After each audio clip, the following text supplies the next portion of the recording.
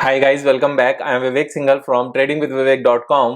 और आज हम बात करने वाले हैं डिलीवरी लिमिटेड के बारे में। डिलीवरी का भी हाल फिलहाल में आईपीओ आया था, लेकिन वैसे तो मैं आईपीओ में हमेशा थोड़ा सा अलर्ट रहने की बात करता हूं, क्योंकि जनरली क्या देखा गया है कि अगर आईपीओ अच्छा है तो मिलता नहीं है, और अगर अच्छा नहीं है तो वो नीचे चला जाता है और लॉस बुक करना पड़ता है। तो इसी आईपीओ को लेकर मैंने एलआईसी को लेकर भी वीडियो बनाई थी, उससे पहले भी बाकी आईपीओ को लेकर वीडियो बनाई थी, एंड काफी वीडियोस आईपीओ के बाद बनाई, लेकिन उस टाइम तक उनमें बहुत ज्यादा गिरावट नहीं थी। मैंने सारी चीजें डिस्कस की थी, like Paytm, LIC and car trade, Nykaa, और उसके बाद में उनके क्या हाल हुए हैं हम सबको पता है। तो सेम सिनेरियो यहाँ पर थोड़ा सा नजर आता है डिलीवरी के केस में।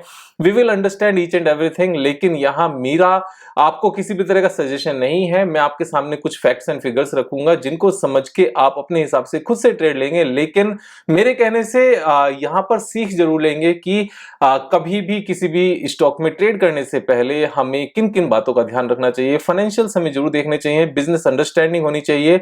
और आईपीओ के केस में क्योंकि टेक्निकल चार्ट होता नहीं है, तो टेक्निकली देखने के लिए बहुत ज्यादा कुछ नहीं है, लेकिन बिजनेस वाइज यहाँ पर फंडामेंटली यहाँ पर कुछ लूप होल्स हैं जो हम लोग इग्नोर नहीं कर सकते। लूप होल्स मींस कुछ ऐसी फिगर्स हैं जो हमारे लिए बहुत ज्यादा जरूरी है समझने के लिए। अगर हम बाय करने की सोच रहे हैं तो उससे पहले ये फिगर्स देखनी जरूरी है, और अगर हमारे पास है ये ऑलरेडी स्टॉक हम आईपीओ में मिला है या हमने बाद में परचेज किया है, तो भी हमें इनको देख लेना बहुत जरूरी है। आगे चलते हुए सबसे पहले एक बार ये देख लेते हैं आईपीओ का साइज क्या था। इस आईपीओ के थ्रू कंपनी ने 5235 करोड़ रुपीस जनरल पब्लिक से मींस आईपीओ के दौरान यहां पर रेज किए हैं। इसमें से 4000 करोड़ रुपीस की फ्रेश कैपिटल रेज की है, और 1235 करोड़ रुपीस की ऑफर फॉर सेल है, यानी कि जो प्रमोटर्स के पास अपने शेयर्स थे उतने करोड़ के 1235 करोड़ के शेयर्स पब्लिक को सेल किए गए हैं। एंड ये आईपीओ कब आया था? लास्ट मंथ आया था, मई मंथ में, और ये इश्यू लिस्ट भी हो चुका है। लिस्ट हुआ था 24 मई 2022 को। तो ये जनरल फिगर्स हो गई, लेकिन इसके बाद जो इंपॉर्टेंट पॉइंट है वो क्या है? सबसे पहले हम एक बार डिलीवरी की वेबसाइट पर जाते हैं। वेबसाइट पर जाकर देखते हैं कि इस कंपनी का काम क्या है, बिजनेस क्या है। तो सर्विसेज में जाते हैं। So express parcel, parcel truck load freight, delivery, cross border and supply chain services. तो ये बेसिकली कैसा बिजनेस है? ये एग्जैक्टली सेम तरह का बिजनेस है जैसा बिजनेस ब्लू डार्ट का है एंड जैसा बिजनेस गति का है।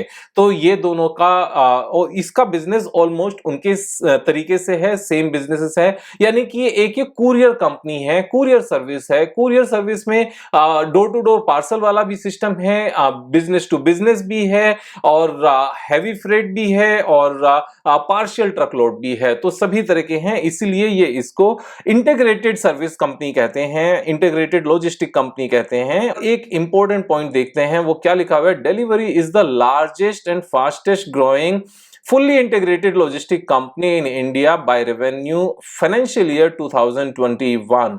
So this is the largest company in terms of revenue. यहाँ इस बात का ध्यान रखना, in terms of revenue। और उसके बाद में जो इसका सबसे मेन सेगमेंट है वो क्या है? Express parcel services. ये बेसिकली कुरियर कंपनी। एक सिंपल टर्म्स में, सिंपल लेमन टर्म्स में हम समझकर चलेंगे तो बड़ा आसान हो जाएगा इस बात को समझने में कि ये एक कुरियर कंपनी है। अब यहाँ पर इंपॉर्टेंट नेक्स्ट पॉइंट क्या है कि हमें एक बार इसको समझना पड़ेगा कि इसमें इंपॉर्टेंट पॉइंट्स क्या क्या हैं। अब जैसे इन्होंने अपने आप को सबसे बड़ी कंपनी बताया, और सबसे बड़ी कंपनी बताने में मैंने क्या किया, इनकी एक अभी कौन कॉल थी, ट्रांसक्रिप्ट है उसकी, कौन कॉल की, उस कौन कॉल की ट्रांसक्रिप्ट को मैंने ओपन किया। ओपन करने के बाद में एक पैराग्राफ में आपको पढ़ के बताता हूं, उससे आपको सारा आइडिया लग जाएगा कि पूरा सीन क्या है। आप ध्यान से समझना इस बात को। Delivery is nearly $1 billion in revenue as on financial year 2022 with total revenue of about 7,240 crore, यानी कि $1 billion के आसपास की इनकी रेवेन्यू है। We are the fastest growing and largest logistic platform in the country, having grown nearly 60% annually between 19 and 22 financial year. More importantly, while revenue growth has been robust, revenue diversification has also been robust, the business has also broken even as of financial year 2022 on an adjusted EBITDA margin level, यानी कि ना तो इसमें interest cost है, ना taxation है, ना depreciation है, ना अमोर्टाइजेशन है, सिर्फ और सिर्फ EBITDA की बात कर रहे हैं with an adjusted EBITDA percentage of 1% for financial year. Since we have launched, we have delivered over 1.4 billion orders as part of our express partial delivery business. मैं ये सारी डिटेल इसलिए पढ़ के आपको बता रहा हूं क्योंकि इसी के बेस पर हम एनालिसिस करने वाले हैं, विच is the largest segment within our overall revenue, यानी कि अभी तक हमने क्या रीड किया, that this is the $1 billion revenue company. ये इस कंपनी ने बहुत अच्छे से ग्रो किया है। अभी इस पर्टिकुलर बिजनेस में they have delivered 1.4 billion orders, 140 crore orders इन्होंने डिलीवर किए, which is extremely very big number, we understand that, and which is the largest segment within our overall revenue, यानी कि जो बिजनेस में ये है, जिनके जितने भी इनके सेगमेंट्स हैं उन सेगमेंट में ये सबसे बड़ा बिजनेस है, and which gives us A market share of between 24 to 25% in the e-commerce partial delivery market। अब यहां ये बहुत इंपॉर्टेंट पॉइंट है कि ये इतनी बड़ी कंपनी अपने आप को बताते हैं, 7,240 करोड़ की इनकी रेवेन्यू है, $1 बिलियन की, 1.4 बिलियन ऑर्डर्स ये डिलीवर कर चुके हैं, और अपने इस सेगमेंट में जो मार्केट शेयर है वो 24% से 25% के आसपास है। Of course this is a big number. अब अगर ये इतनी बड़ी कंपनी है तो यहां पर इनकी प्रॉफिटेबिलिटी पर जाते हैं कि इनका प्रॉफिट एक साल का कितना है। यहां अगर हम इनके कंसोलिडेटेड रिजल्ट पर जाते हैं, कंसोलिडेटेड रिजल्ट में हमारे पास लास्ट 4 इयर्स के रिजल्ट्स अवेलेबल हैं, और यहां पर जब हम नेट प्रॉफिट देखते हैं तो यहां 2019 में इनका लॉस है 1700 करोड़ का, 1783 करोड़ का, और ये कितना बड़ा लॉस है?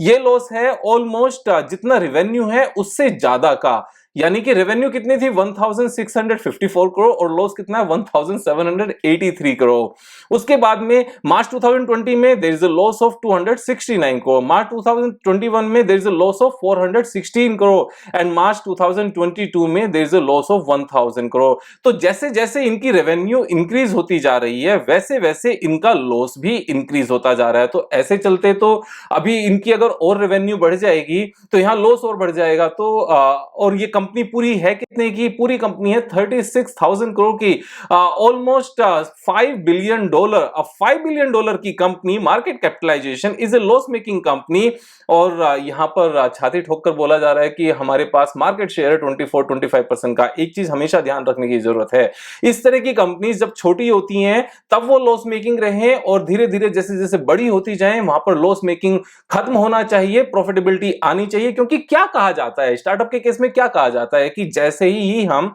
इस बात को ध्यान से समझना, स्टार्टअप के केस में हमेशा ये बात कही जाती है कि जैसे ही हम यहां पर अपनी सेल्स को ग्रो करेंगे वैसे ही हमारा नेट प्रॉफिट आना शुरू हो जाएगा, क्योंकि ये वॉल्यूम गेम है।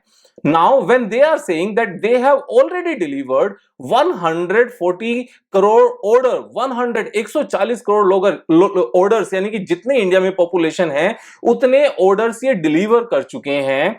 ऑलमोस्ट 90% पिन कोड, यानी कि ऑलमोस्ट 90% ज्योग्राफिकल इंडियन एरिया वो ऑलरेडी कवर कर चुके हैं, एंड पूरी मार्केट का इस सेगमेंट में 25% मार्केट शेयर रखते हैं, 1/4 बिजनेस यही कर रहे हैं, और उसके बाद भी लॉस मेकिंग है। तो वॉल्यूम, कौन से वॉल्यूम आने की हम बात कर रहे हैं? क्या हम ये बात कर रहे हैं कि जिस दिन हमारे पास इस सेक्टर का, इस सेगमेंट का 100% मार्केट शेयर आ जाएगा उस दिन हम लोग प्रॉफिटेबिलिटी में आएंगे? अगर कोई कंपनी 25% मार्केट शेयर रखने के बाद प्रॉफिट में नहीं आ सकती तो यहां पर इसका मतलब यह है कि उनको प्रॉफिटेबिलिटी से मतलब ही नहीं है।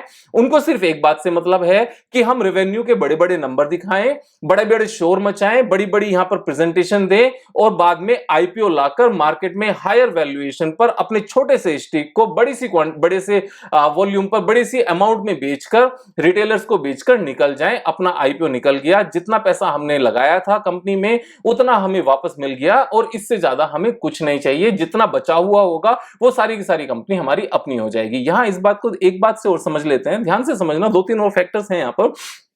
कि कंपनी में जब हम यहाँ डिटेल में जाते हैं, आरएचपी जो रेड हेरिंग प्रोस्पेक्टस होता है इसमें, तो इन्होंने मार्च 2020 सॉरी दिसंबर 2021 के नंबर हैं एज ऑन, और इनकी पास जो एसेट्स हैं उस एसेट्स में 1386 करोड़ की गुडविल है।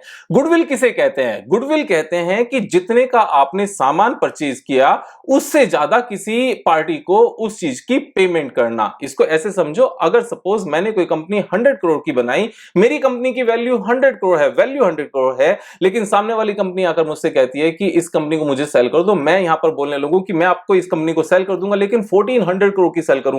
100 करोड़ की कंपनी है, 1400 करोड़ की सेल करूंगा, और सामने वाला मुझसे 1400 करोड़ की कंपनी परचेज कर ले, तो 100 करोड़ रुपीस तो उन्होंने मुझे एक्चुअल दिए, लेकिन 1300 करोड़ किस चीज के दिए? सिर्फ और सिर्फ गुडविल के दिए। तो ये एक इंपॉर्टेंट पॉइंट है। अब इस केस में करना क्या है? इस केस में सीधी वही चीज देखनी है कि ये गुडविल के पैसे दिए हैं तो एक्चुअल चीजें कितनी की थी, उस चीज का कैसे पता चलेगा? इस बात का पता करने के लिए हम ये देखते हैं कि इन्होंने कितनी पेमेंट की है बिजनेस को परचेज करने के लिए इस पर्टिकुलर ईयर में। हम यहां पर नीचे आते हैं और कैश फ्लो स्टेटमेंट में एक बार इस बात को देखते हैं। So this is the summary profit and loss data, and this is also profit and loss data, and this is the cash flow. यहां कैश फ्लो में अगर हम देखें तो यहां पर पेमेंट का नजर आएगा, depreciation, right of use, allowance, provision for doubtful debt, share payment, interest, fair value investment, interest. अभी मैंने यहां पर रीड किया था वो चीज नजर आएगी। अभी यहां पर हम देख सकते हैं उसको। यस, अगर आप यहां पर देखोगे तो payment towards acquisition of the business 1386 crore, because all these figures are in millions. यहां पर अगर आप देखोगे ये सारी फिगर्स यहां पर मिलियंस में हैं, तो मिलियंस में अगर हम पॉइंट यहां पर लगा दें 1386.6, तो ये करोड़ में यहां पर कन्वर्ट हो जाएगा, क्योंकि 1 मिलियन में 10 लाख होते हैं और 1 करोड़ में 10 मिलियन होते हैं। So this figure is 1386 crore. ध्यान से समझना, टोटल पेमेंट कितनी की है? Business payment towards acquisition of business 1386 crore, और 1386 करोड़ में यहां पर गुडविल कितने करोड़ की है? एक बार वो भी फिर से देख लेते हैं। गुडविल है हमारी 1386 करोड़ में 1386 करोड़ की, यानी कि ये पेमेंट गई कहां, किसको की है? 1386 करोड़ की पेमेंट की है बिजनेस एक्विजिशन के लिए, और उसमें गुडविल कितनी है? गुडविल भी सेम है। यहां पर कुछ ये फिगर ऐसी नजर नहीं आती कि इतने सारे पैसे किसी को ऐसे क्यों दिए जा सकते हैं? ऐसी कौन सी चीज परचेज की है जिस चीज को परचेज करने के लिए ऑलमोस्ट पूरी की पूरी अमाउंट ही गुडविल के रूप में दी गई हो? तो इन फिगर्स को हमेशा में ध्यान रखना चाहिए। अब ये फिगर मिलेंगी कहां? ये फिगर रेड हेरिंग प्रोस्पेक्टस में है, यानी कि कंपनी हमेशा जब भी आईपीओ लेकर आती है उससे पहले ये सारी फिगर्स यहां पर लिखी होती हैं। तो ऐसा नहीं है कि ये कोई न्यू फिगर है, पहले कैसे पता चलेगी, ऐसा कुछ भी नहीं है। दूसरा, यहां पर एक और चीज अगर आप देखोगे, मैं यहां लेकर आता हूं आपको पी&एल स्टेटमेंट में। पी&एल स्टेटमेंट में अगर आप देखोगे, सो एक्सपेंसेस को मैं यहां पर बाइफरकेट करता हूं। एक्सपेंसेस में आप देखते हो कि जो एम्प्लॉय कॉस्ट है 17% से इंक्रीज होकर 19% हो गई। अब ये परसेंटेज हमेशा वॉल्यूम ग्रो होने के साथ में कम होनी चाहिए। तो ये बढ़ने का क्या मतलब है कि जितनी स्पीड से सेल्स इंक्रीज हुई उतनी ही स्पीड से यहां पर सैलरी इंक्रीज हुई। अब सैलरी अगर सेम स्पीड से इंक्रीज हो रही है, it means we are hiring more people to increase more sales, more revenue. तो ये कहीं से भी आईटी बिजनेस वाला प्लेटफॉर्म वाली कंपनी नहीं है। ऐसा नहीं है कि वॉल्यूम बढ़ने के बाद में यहां पर same employees will be working more and they will be delivering more parcels and there will be only 10-15 people in the headquarter, वही काम चलाएंगे। जितना वॉल्यूम बढ़ेगा उतना ज्यादा प्रॉफिटेबिलिटी बढ़ेगी। तो ऐसा कोई सिनेरियो इस कंपनी में है नहीं। तो अभी तक हमने क्या समझा? ये 35,000 करोड़ 36,000 करोड़ है किस चीज के? यहां पर लॉस मेकिंग कंपनी के। अब ये कंपनी का यहां पर कॉम्पिटिटर कौन है, एक बार ये भी देख लेते हैं। यहां blue dart is the competitor and गति इज द कॉम्पिटिटर। अगर हम ब्लू डार्ट की बात करने लगे तो दोनों नंबर्स को मैं आपको थोड़ा सा डिटेल में दिखाता हूं। वो नंबर्स क्या हैं? वो नंबर्स हैं, यहां पर ब्लू डार्ट हमने ओपन किया। सो ब्लू डार्ट की मार्केट कैपिटलाइजेशन कितनी है? 18,000 करोड़, और डिलीवरी की मार्केट कैपिटलाइजेशन कितनी है? डिलीवरी की मार्केट कैपिटलाइजेशन है 36,000 करोड़, यानी कि double of the blue dart. अब अगर हम ब्लू डार्ट की बात करते हैं, ब्लू डार्ट की प्रॉफिटेबिलिटी क्या है? Blue dart is consistently A net profit making company for last 10-12 years. सिर्फ और सिर्फ एक साल में इनका प्रॉफिट नहीं आया, और वो पेंडेमिक वाला टाइम था, उस टाइम पर तो किसी का भी नहीं आया, लेकिन otherwise this is a net profit making company consistently in last financial year में, जो करंट फाइनेंशियल ईयर अभी गया है मार्च 2022 को, they have posted highest ever net profit of 382 crore rupees. तो आप एक चीज यहां पर समझो, जो ये वॉल्यूम गेम की बात करते हैं, as and when the volume will increase we will make more profit.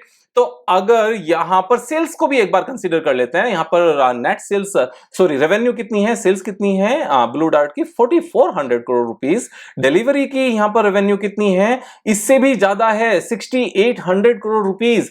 तो जब ब्लू डार्ट से ज्यादा सेल्स है और उसके बाद भी यहां पर प्रॉफिटेबिलिटी नहीं है, तो किस बात की यहां पर वेटिंग है यहां प्रॉफिटेबिलिटी के लिए? इसका मतलब यह है कि सिर्फ और सिर्फ रेवेन्यू बढ़ानी है माइनॉरिटी शेयर होल्डर्स के पैसों पर, और जितनी भी फंडिंग आनी है, ये सिर्फ वैल्यूएशन गेम है, ये ज्यादा दिन तक चलते नहीं है। इसी तरह की वैल्यूएशन गेम को लेकर मैंने वीडियो बनाई थी कार ट्रेड को लेकर, और इसी तरह की वीडियो मैंने बनाई थी नायका, स्टार हेल्थ, और इसी तरह की वीडियो थी पेटीएम। सारी वीडियोस आप ध्यान से देख सकते हो, अगर आप यूट्यूब पर सर्च करोगे all these videos are available, आपको सारी डिटेल पता चल जाएगी कि हाफ रेवेन्यू वाली company consistently profit making company है, और ये डबल रेवेन्यू के बाद भी प्रॉफिटेबिलिटी नहीं हो पाई, तो कभी प्रॉफिटेबिलिटी आएगी नहीं। फिर इस बात का ध्यान रखने की जरूरत है, क्योंकि इनको प्रॉफिट कमाना आता नहीं है, सिर्फ सस्ते प्राइस पर रेवेन्यू जनरेट करना आता है, और उसके बावजूद भी जो उससे छोटी कंपनी है वो फिर भी कंसिस्टेंटली प्रॉफिटेबिलिटी में रहती है। एक और बात अगर आप यहां पर देखो कि शेयर होल्डिंग पैटर्न में अगर हम जाते हैं, प्रोमोटर्स के पास ब्लू डार्ट के 75% हिस्सेदारी है। And who is the promoter? Promoter is the DHL express. DHL इनका यहां पर प्रोमोटर है, जो वर्ल्ड की एक रिनॉन्ड कंपनी है, और may be one of the largest है इस बिजनेस में। तो इन लोगों को बिजनेस करना आता है। जबकि डिलीवरी के यहां पर प्रोमोटर्स कौन है? There is no promoter, there is no promoter. अभी आज की डेट में कोई भी प्रोमोटर नहीं है, सब लोगों ने हिस्सा मिलाया अपने प्रोफेशनल्स ने मिलकर, जो बेसिकली इंस्टीट्यूशंस होते हैं। और एफआईआई का कितना पैसा है? सिर्फ 8% है। डीआईएस का कितना पैसा है? 6% है। और पब्लिक का कितना पैसा है? 85% है। यानी कि इस पब्लिक में हो सकता है कॉर्पोरेट्स भी हो, रिटेल भी हो, लेकिन कंपनी को चलाएगा कौन? कोई भी नहीं। अब इस बात को आप समझ सकते हो कि ओवरऑल कंपनी में दम कितना है। जहां तक फ्यूचर प्रोस्पेक्ट्स की बात है कि फ्यूचर प्रोस्पेक्ट बहुत ज्यादा है। सो 25% मार्केट शेयर तो ऑलरेडी ले चुके हैं। अब इसमें कितनी जान बची है हमारे सामने है। और अगर क्वार्टरली रिजल्ट्स की भी बात करने लगे तो क्वार्टरली रिजल्ट्स में भी प्रॉफिटेबिलिटी तो इनके पास दूर दूर तक नहीं है, कहीं से भी इनके पास प्रॉफिटेबिलिटी का कोई नामो निशान नहीं है। आप खुद से समझदार हैं। एक और बात मैं आपको बता देना चाहता हूं कि जो जिस प्राइस पर इसने इश्यू किया था, जो इश्यू प्राइस था, अगर हम एक बार देखने लगे कि किस प्राइस पर इश्यू हुआ था share price, this was in the range of 462 487, यानी कि 487 के प्राइस पर ये इश्यू हुआ था। आज की डेट में इसका प्राइस क्या है? आज की डेट में luckily this is available at 502 501, यानी कि 487 पर ये इश्यू हुआ था, अलॉट हुआ था। 502 अभी इसका प्राइस चल रहा है। तो अभी भी यहां से निकलने का मौका है। जिसको निकलना है और जिसको लेना है उसके पास तो चॉइस है ही, निकलने वालों के पास भी चॉइस है। लेकिन इन सब चीजों को समझने के बाद में आपको क्या डिसीजन लेना है वो आप अपने हिसाब से लेंगे। मेरा काम आपको वो फैक्ट सामने लेकर आना था जिससे ये पता चल सके कि कंपनी में कितना दम है। कल फिर मिलेंगे एक नई वीडियो के साथ, तब तक मजे करो यार। Thank you so much, have a nice day.